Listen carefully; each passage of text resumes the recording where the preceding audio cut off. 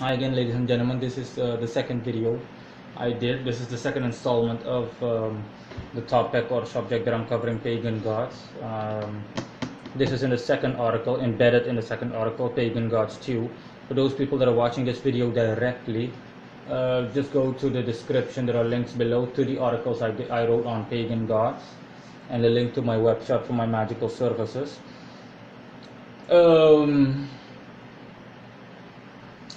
This is the second video that I did, and both are independent. They're not linked to one another. I'm just going to discuss other aspects or facets of pagan gods and paganry. Yeah, let's see what else is there to say. I honestly, personally, I don't like working with pagan gods. As a Western ceremonial magician, I almost solely work with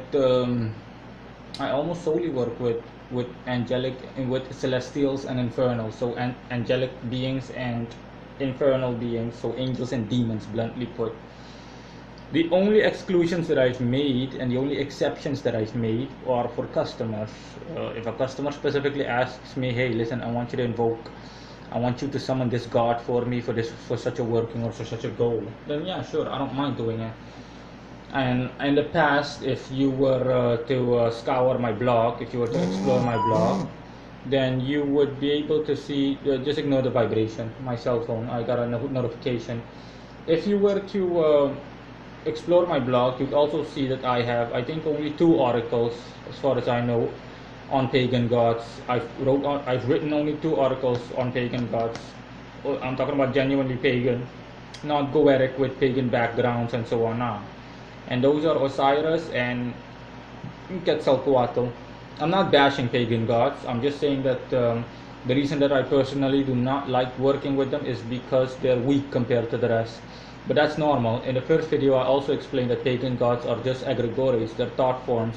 They're man-made entities that were created unintentionally in most, nearly all cases. And they've just been empowered over time. And that's normal. It's like somebody giving you $1 a day. Just one person giving you $1 a day, it's not going to do much for you. But take that over the course of a year and add 100 people to the equation, or multiply that by 100. Imagine 100 people giving you $1 and every day, and then we'll just wait for a year and you'll see how much money you'll have. It's the same with pagan gods. They've just been strengthened over time as the ages went by, as centuries passed, even at the very least decades passed, and due to extensive offerings made to them and everything, okay, it's empowering them, it's giving them energy, and that's why it's making them stronger, and it's making them more adept at doing the things that they are asked to do by their worshippers. Yeah, but that's, like I said, personally, I dislike pagan gods immensely. I mean, I really dislike pagan gods because I'm a spiritual Christian, so I do work with, since I work with celestials and infernals, I'm geared towards the whole Christian, I'm not saying that I'm narrow-minded, but I'm geared towards the whole Christian aspect of existence and creation, as written in the Old as well as New Testament and any other Christian explanatory or enlightening document like the books of Enoch and whatnot. So I just dislike pagans from a neutral perspective because of the fact that they're so, compared to angels and demons, that they're weak and their energy isn't nearly as strong as that of their angelic and infernal counterparts. And yeah, that's practically it. And it basically just collides, since my goal as a magician has always been to be close to God and doing everything that I'm doing, in doing what I do, to be as close to God as possible, the Christian God, the Yahweh God. And pagan gods won't get you there because they're just that pagan, they're man-made creations. Nevertheless, pagan gods, I have come across 1 or 2 pagan gods that that have made an impression on me somewhat. The first one that I mentioned, Osiris, no, not so much. Osiris, unfortunately, Osiris, I was basically, when I was doing research on Osiris, and after I invoked him, I was like, nah, nothing special. No offense meant to Osiris. He's telling me right now, none taken. The first one that made an impression on me was that Incan god or the Mayan god. Hold on, let me see for a second who thing he is, exactly what pantheon he belonged to. Quetzalcoatl. Yeah, that's a tongue twister, huh? Quetzalcoatl. That is, yeah, he's an Aztec pagan god. Yeah, he was a major pagan god. He was like their main god. He was literally just like their main god, Quetzalcoatl.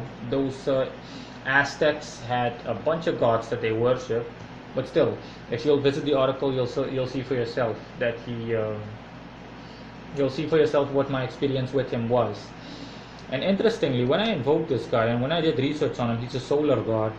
And solar entities in general are strong, since the sun can be viewed as the strongest planet. It's like a super planet. It has attributes of multiple planets, aside from its own unique attributes. And especially the level of degree, the specific amount of the specific character traits that he has, which indicates self-mastery.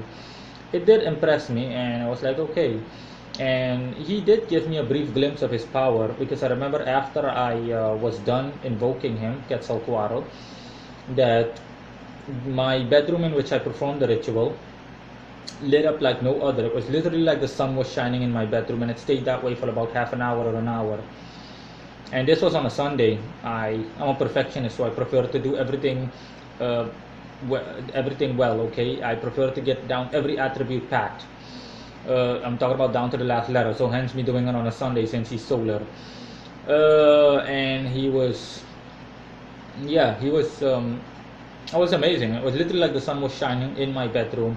It felt natural, no artificial lighting or anything. It was completely natural. It felt like genuine sunlight was hitting me.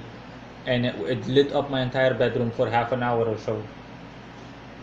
And last but not least, the other pagan god that has impressed me too is Pazuzu. Pazuzu, in the article, as I state, I have worked with Pazuzu to change the weather. And I thought in the beginning, since my research also indicated that I was overreaching myself and that I thought this is going to be a bust maybe. Nah.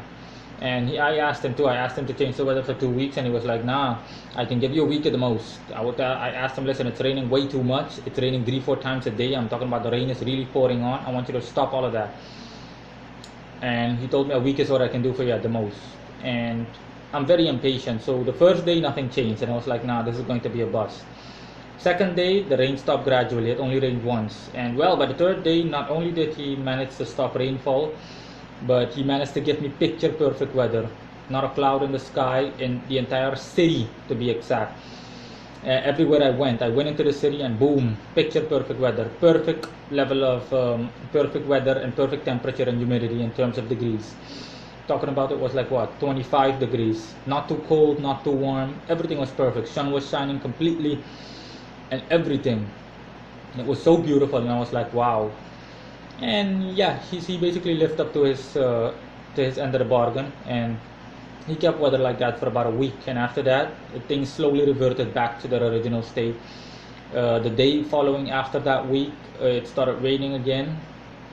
It rained once, a light shower, and the second day it started raining again, a bit heavier. And by the third day, everything went back to normal, to the way it was before the ritual. 3 showers a day, extensive showers a day. So yeah, that's pretty much it. Pazuzu has also impressed me, but I saw that when I was doing research on him. Pazuzu is is a very impressive one, like my article states. That's all.